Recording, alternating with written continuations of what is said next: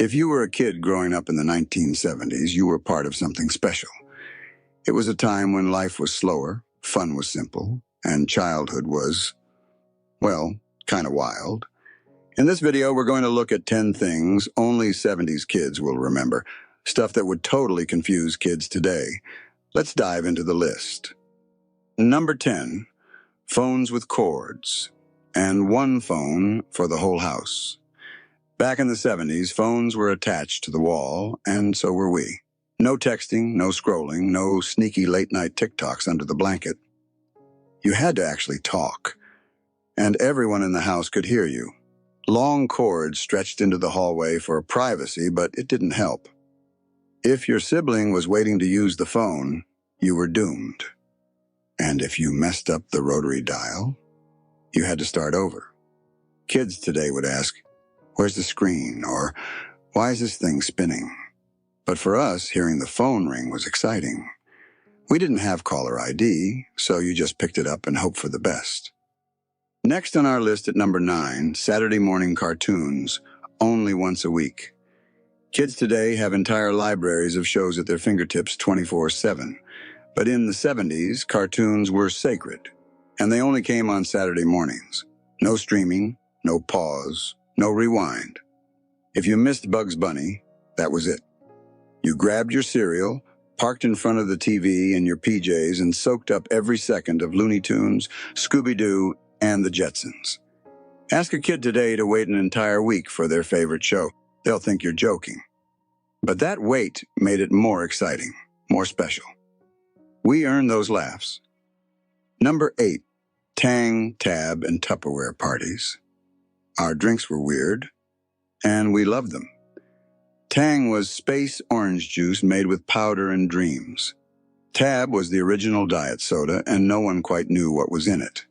And Tupperware? It wasn't just plastic containers, it was a social event. Moms got dressed up for Tupperware parties, and kids got to play while the grown-ups showed off burping lids and color-coded bowls. If you handed a kid Tang today, they'd ask what planet it came from. But back then, it was just part of life. Number 7, Encyclopedias, or Google. Got a school project in the 70s? You didn't search it. You flipped through it. The encyclopedia set on the living room shelf was your one-stop shop for answers. If your parents bought the full set, you were basically rich. Need to learn about volcanoes? Look under V, grab a pencil, and take notes on lined paper. No search bar, no copy-paste, just books, bookmarks, and brain power. Kids today might say, "Why not just ask Alexa?" Because Alexa didn't exist. But Britannica sure did. Number 6, riding in the car with no seatbelt, or in the way back. Forget car seats and booster laws.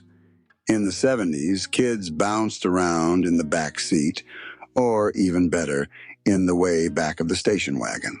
No seatbelts, no airbags, just you, your siblings, and possibly a cooler sliding around at your feet. You played license plate games or stared out the window for hours. Today, parents wouldn't even back out of the driveway without buckling up the whole crew. But back then, you were lucky if someone even said, "Hold on." And let's be honest, it felt like a road trip adventure every single time. Number 5, waiting for the TV to warm up and turn off with a pop. Before flat screens and remotes, you had to wait for the TV to turn on. You'd press the button and then nothing. Just a glowing dot that slowly grew into a picture. And when you turned it off, that dot would shrink down to black with a little pop. We had dials instead of remotes, just a few channels, and sometimes you had to adjust the antenna with aluminum foil to get a decent signal. Try explaining that to a kid watching Netflix on their tablet today. Number 4, playing outside all day with no supervision. No phones, no trackers, no text messages. We just said, "I'm going out," and that was it.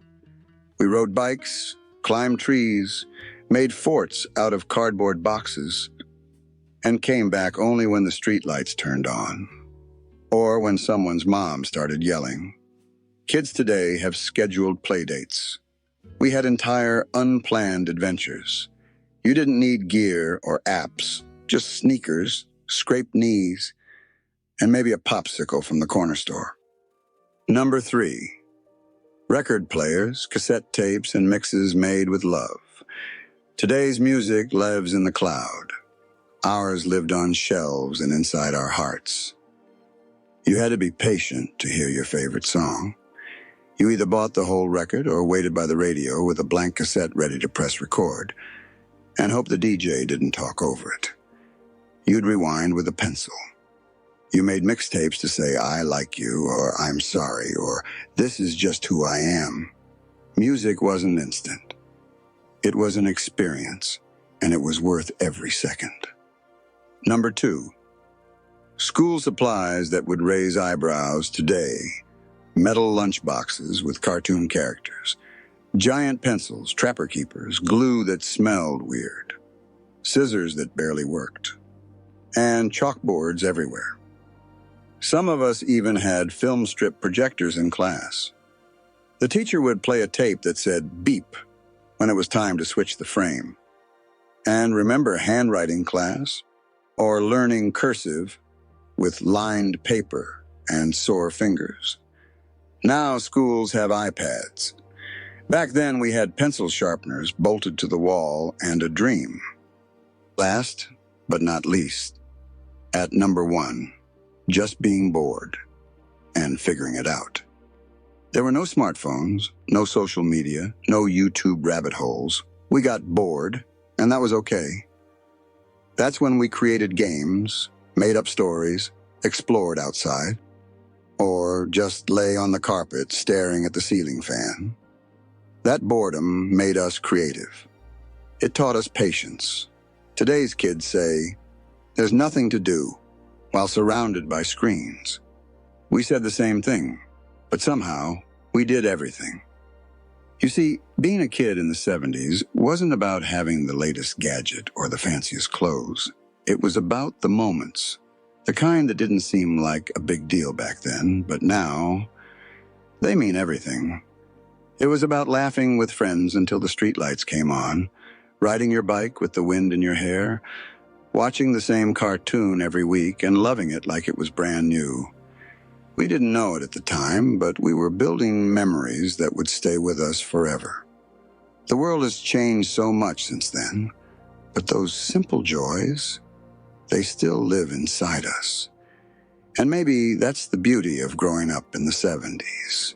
We learned how to find happiness in the small things, and we carried that with us through every decade that followed. So how many of these 70s memories did you nod along to?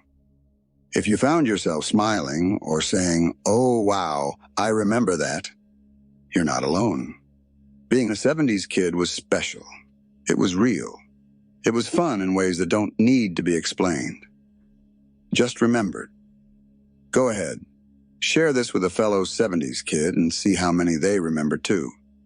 And if this brought you joy, consider subscribing for more good old-fashioned throwbacks, because sometimes it's nice to step away from today and remember how good yesterday really was.